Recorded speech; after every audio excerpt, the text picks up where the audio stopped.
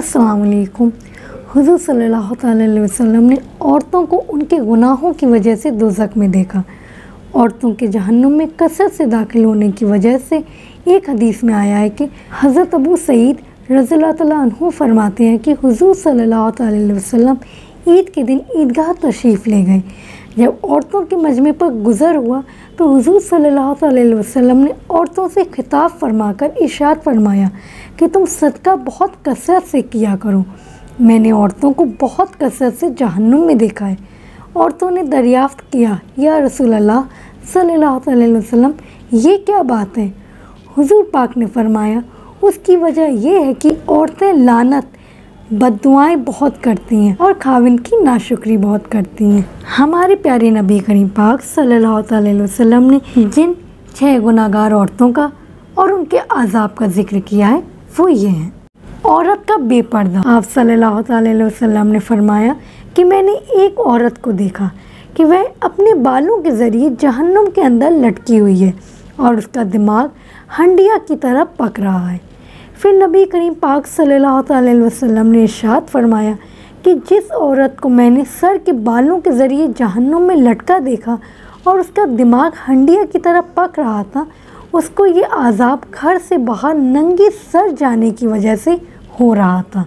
आजकल औरतों का बेपर्दा बाहर निकलना आम है, इसको गुनाह समझती ही नहीं। हालांकि शरीयत में सिर्फ चेहरे और दोनों हाथ की हथेलियों और दोनों पैरों के सिवा मुकम्मल 70 छुपाने का हुक्म दिया है। चचाजाद या फूफीजाद भाइयों या बहनों या देवर को नामहरम समझती ही नहीं और ऐसे मिलती हैं जैसे महरम है।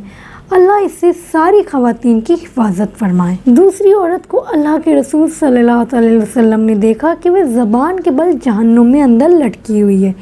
फिर आप सल्लल्लाहु अलैहि वसल्लम ने फरमाया, वह औरत जो ज़बान दराजी अपने शौहर को तकलीफ़ पहुँचाया करती थी। औरत हर छोटी छोटी बातों पर अपनी ज़बान से शौहर को तकलीफ़ पहुँचाती। रिवायतों में है कि जिस औरत का शौहर उससे राज़ी ना हो तो वह गुनाहगार होगी।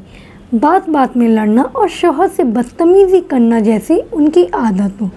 बाद शौहर भी अपनी बीवी को ज़बान से भला बुरा कहते हैं, जो हरगिज़ जायज़ नहीं।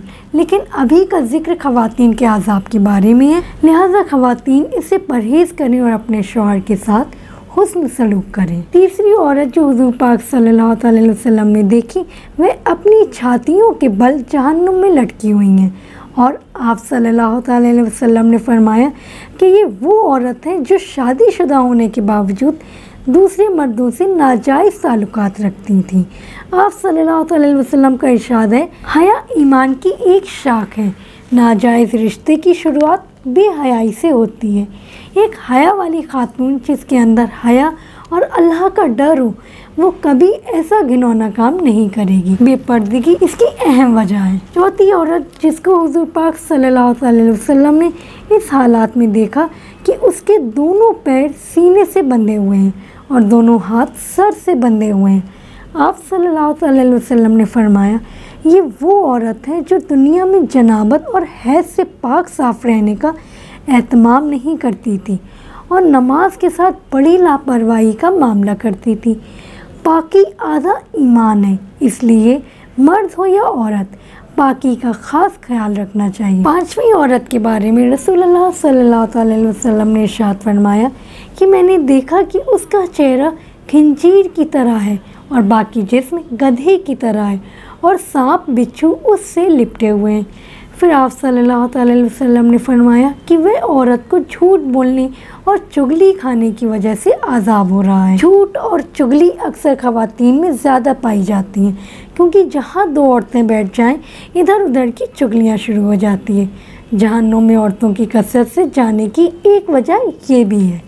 छठी औरत जिसको अल्लाह के रसूल सल्लल्लाहु अलैहि वसल्लम ने इस हालात में देखा कि वह कुत्ते की शक्ल में है और उसके मुंह से आग दाखिल हो रही है और फरिश्ते जहन्नुम के गुर्द से उसको मार रहे हैं। आप सल्लल्लाहु अलैहि वसल्लम ने फरमाया, उस औरत को ये अज़ाब 2 गुनाहों की वजह से हो रहा है। एक तो हसद करने की वजह से और दूसरा एहसान जताने की वजह से। हसद कहते हैं किसी के कारोबार या माल में तरक्की को देखकर जलना और ख्वाहिश करना कि उससे सब चीज़ें छिन जाएं। और एहसान जताना मसलन किसी पर कोई एहसान कर दिया और बदले में अगर दूसरे ने एहसान नहीं किया तो कहना कि मैंने फला काम किया लेकिन उसने मेरे लिए कुछ नहीं किया।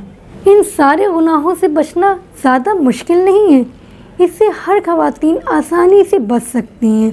लिहाजा ये अज़्म करें कि कभी भी ये सारे गुनाह नहीं करेंगी और अगर भूल चूक हो जाए तो अल्लाह ताला उसे माफ़ फरमाएगा। अल्लाह रब्बुल इज़्ज़त से इस्तिग़फ़ार करते रहें और अपने गुनाहों की माफ़ी मांगते रहें।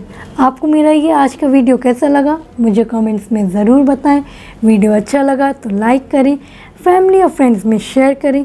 मज़ीद और जानकारी हासिल करने के लिए मेरे चैनल को सब्सक्राइब करें। फ़ी अमानुल्लाह, अल्लाह हाफ़िज़।